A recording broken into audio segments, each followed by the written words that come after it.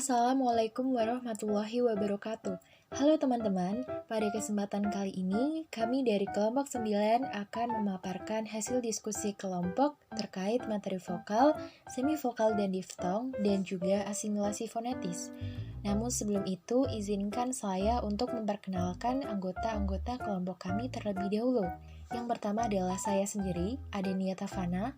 Yang kedua adalah Iza Imro'atul Istiqdah. Yang ketiga, Aisyah Wardatun Nisa. Yang keempat, Aida Fatiyatul Husnah.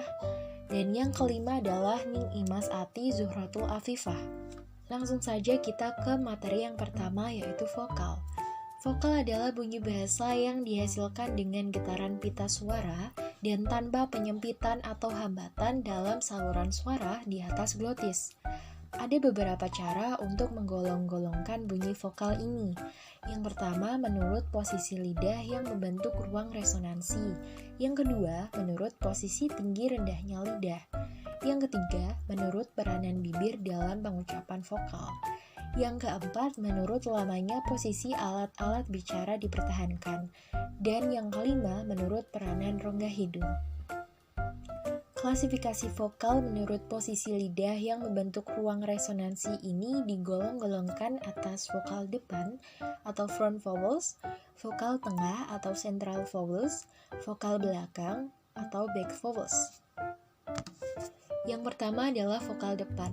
Dihasilkan dengan menggerakkan bagian belakang lidah ke arah langit-langit sehingga terbentuk suatu rongga yang menjadi ruang resonansi antara bagian depan lidah dan langit-langit. Misalnya adalah vokal E. Yang kedua adalah vokal tengah, dihasilkan dengan menggerakkan bagian depan dan bagian belakang lidah ke arah langit-langit, sehingga terbentuklah suatu rongga yang menjadi ruang resonansi di antara bagian tengah lidah dan langit-langit. Yang ketiga adalah vokal belakang, dihasilkan dengan menggerakkan bagian depan lidah ke arah langit-langit, sehingga terbentuklah suatu rongga sebagai resonansi bagian belakang lidah dan langit-langit. Misalnya adalah vokal O. Selanjutnya, klasifikasi menurut posisi tinggi rendahnya lidah. Vokal digolong-golongkan atas. Yang pertama, vokal tinggi atau high vowels. Yang kedua, vokal madya atau mid vowels. Yang ketiga, vokal rendah atau low vowels. Tinggi rendahnya tergantung dari dekat jauhnya dari lidah terhadap langit-langit. Sebagai contoh dari suatu vokal rendah A, vokal madya E, vokal tinggi I. Klasifikasi vokal menurut peranan bibir. Dapat kita bedakan antara vokal bundar atau rounded vowel dan vokal tak bundar atau unrounded vowel. Contoh dari suatu vokal tak bundar adalah I, dan contoh dari suatu vokal bundar adalah U. Selanjutnya, menurut lamanya pengucapan vokal dengan mempertahankan posisi alat-alat bicara yang sama. Vokal dapat digolongkan atas vokal panjang atau long vowels dan vokal pendek short vowels. Lamanya itu sendiri disebut kuantitas atau quantity. Selanjutnya adalah menurut peranan rongga hidung. Menurut peranan rongga hidung, kita bedakan antara vokal sengau atau nasal vowels dan vokal mulut atau vokal oral atau oral vowels. Sebenarnya penamaan tersebut dapat menimbulkan salah paham, karena dalam pengucapan vokal nasal bukan seluruh arus udara keluar melalui rongga hidung. Sebagian keluar pula melalui rongga mulut atau berbeda dari konsonan sengau, di mana arus udara tidak dapat keluar melalui rongga mulut walaupun hanya untuk sebagian saja. Akan tetapi, dalam hal sebagian vokal nasal, sebagian besar dari arus udara keluar melalui rongga hidung, dan segera terdengarlah kualitas nasal dari vokal sengau yang bersangkutan. Contoh vokal nasal ini banyak kita jumpai dalam bahasa-bahasa Prancis. Dalam pengucapan vokal oral, seluruh arus udara keluar melalui rongga mulut dan langit-langit lunak, dinaikkan menutup jalan ke rongga hidung. Materi selanjutnya adalah semivokal dan diftong. Kita bahas semivokal terlebih dahulu. Semivokal ini adalah bunyi bahasa yang memiliki ciri vokal maupun konsonan, mempunyai sedikit geseran, dan tidak muncul sebagai inti suku kata. Kualitas semivokal ini ditentukan tidak hanya oleh tempat artikulasi, tetapi oleh juga bangun mulut atau sikap mulut. Sikap mulut tersebut amat dekat dengan sikap mulut yang perlu untuk menghasilkan vokal tertentu.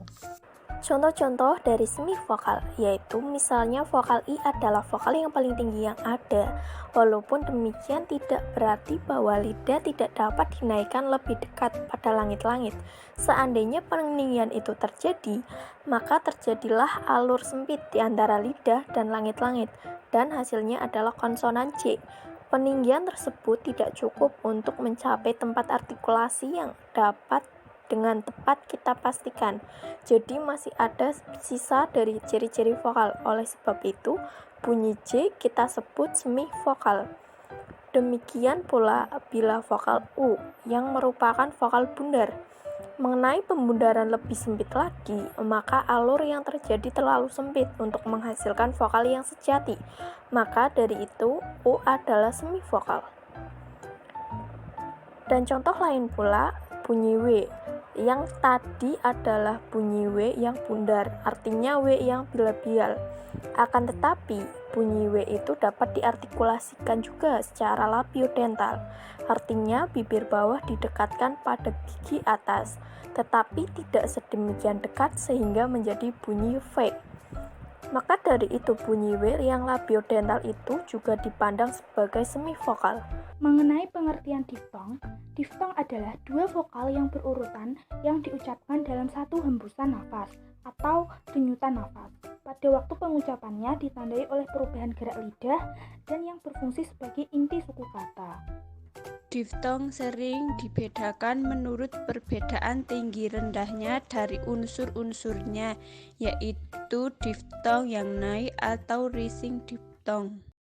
Selanjutnya adalah diftong turun atau biasa dikenal dengan falling diftong. Diftong turun karena posisi bunyi pertama itu lebih tinggi dari posisi bunyi kedua. Diftong naik atau diftong turun bukan ditentukan berdasarkan posisi lidah, melainkan didasarkan atas kenyaringan atau sonoritas bunyi itu. Jika sonoritasnya terletak di muka atau pada unsur yang pertama, maka dinamakan diftong turun. Jika sonoritasnya terletak pada unsur kedua, maka namanya diftong naik. Dalam bahasa Indonesia sendiri hanya ada diftong yang naik. Diftong yang turun terdapat dalam kata Inggris or dan more. Lanjut kita ke materi berikutnya. Sebelum kita membahas materi ini lebih dalam, kita harus mengerti terlebih dahulu apa itu asimilasi. Asimilasi adalah saling pengaruh yang terjadi antara bunyi yang berdampingan atau bunyi kontigu atau antara yang berdekatan tetapi dengan bunyi lain, diantaranya dalam ujaran atau bunyi diskret. Istilah Inggris untuk asimilasi ini adalah assimilation. Asimilasi fonetis adalah penyesuaian bunyi dengan bunyi lain tetapi dengan mempertahankan fonem yang sama menurut Pak Rera tahun 1985. Di dalam asimilasi fonetis tidak terjadi perubahan fonem, namun yang berubah adalah pengucapan tanpa mengubah identitas fonem. Sebagai contoh sederhana asimilasi fonetis, kita ambil bunyi T dalam bahasa Inggris yang biasanya diucapkan secara apiko-alveolar, tetapi bila terdapat sebelum bunyi S, maka menyesuaikan diri dengan artikulasi lamino-alveolar bunyi S tersebut. Menjadi lamino-alveolar sendiri, T dalam kata stop misalnya. Sebagai contoh kedua, ambil saja kata Inggris butler. Pengucapan bunyi T adalah apiko-alveolar, jadi ujung lidah menyentuh lengkung kaki gigi dan hal itu terjadi pula dengan mengucapkan bunyi L. Perbedaan antara pengartikulasian T dan L adalah bahwa hal T kedua sisi lidah menyentuh gigi atas di samping di kedua-duanya belah. Untuk memungkinkan implosi, sedang dalam hal L kedua sisi lidah tidak dinaikkan demikian. Apapun eksplosi bunyi T biasanya terlaksana dengan melepaskan ujung lidah dari lengkung kaki gigi. Padahal dalam kata butler, posisi ujung lidah menyentuh lengkung kaki gigi tetap dipertahankan, karena posisi itu perlu untuk pengartikulasian bunyi L. Jadi, pelepasan pada detik eksplos bunyi T itu tidak mungkin dengan menurunkan ujung lidah.